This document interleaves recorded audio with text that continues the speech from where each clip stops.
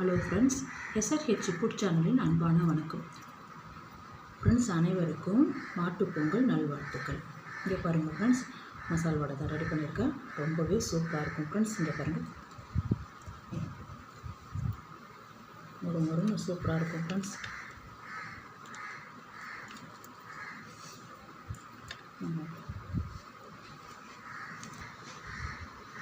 இங்கே பாருங்கள்,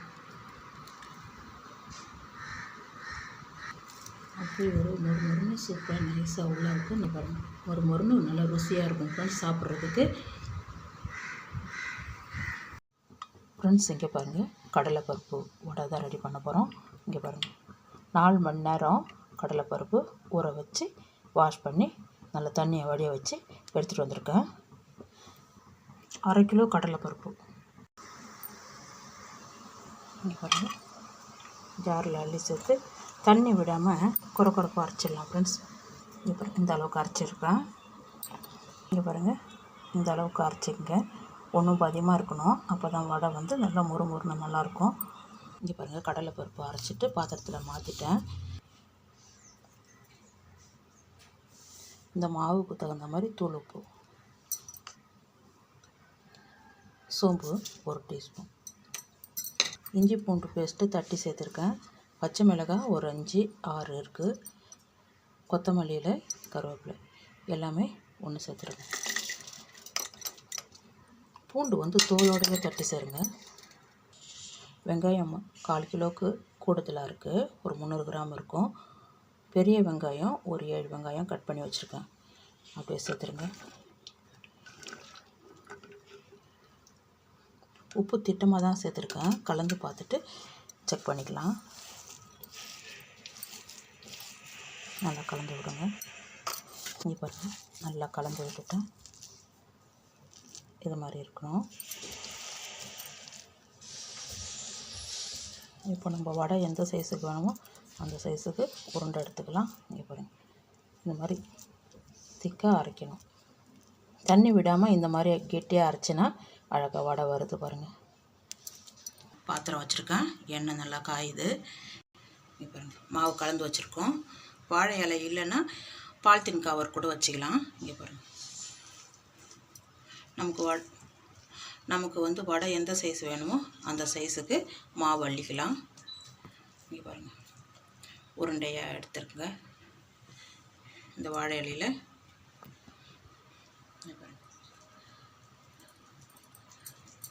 லைட்டாக அப்படியே ப்ரெஸ் பண்ணுங்கள். வடை தட்டையாக இருக்கக்கூடாது, நல்லா மாதிரி இங்கே நல்லா இந்த மாதிரி திக்காக மோப்பாக இருக்கணும். அப்போ தான் வந்து மசால் வடை நல்லாயிருக்கும். இங்கே பாருங்கள், பார்த்தீங்களா? இங்கே பாருங்கள், இந்த அளவுக்கு இருக்கணும். அப்படியே எடுத்து இங்கே பாருங்கள், எண்ணெய் நல்லா காயுது. நம்ம தட்டி இருக்கிற வடையை அப்படியே உள்ளே சேர்த்துருங்க. இன்னொரு வடையும் போடுறோம் பாருங்கள்.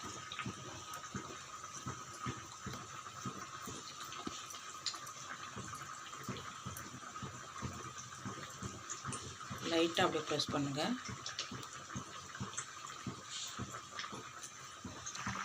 இங்கே பாருங்கள், இது பாருங்கள், மெதுவாக திருப்புங்க. போட்ட உடனே திருப்பாதீங்க, வடை உடஞ்சிடும். இங்கே பாருங்கள்,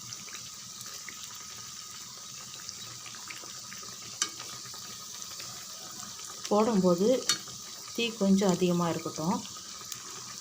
இப்போ வந்து தீயை வந்து சிம்மில் வச்சுருங்க.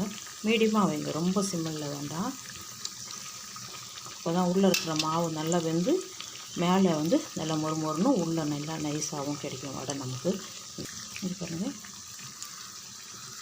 இந்த அளவுக்கு நல்லா செவந்தால் போதும்.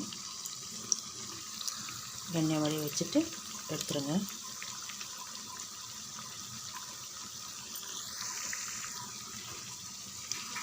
எல்லாமே நல்லா செவந்து வந்திருக்கு.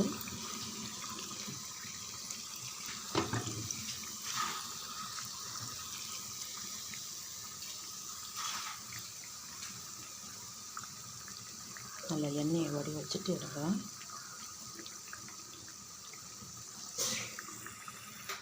ஃப்ரெண்ட்ஸ், இங்கே பாருங்கள், மசாலோட போட்டு எடுத்துருக்கேன். பாருங்கள், மசால் வடை ரெடியாக இருக்குது. இங்கே பாருங்கள் ஃப்ரெண்ட்ஸ், மசால் வடை ரெடியாக இருக்குது. சூப்பராக போட்டு எடுத்துருக்கேன் பாருங்கள். நல்ல முறுமுறுன்னு சாப்பிட்றதுக்கு.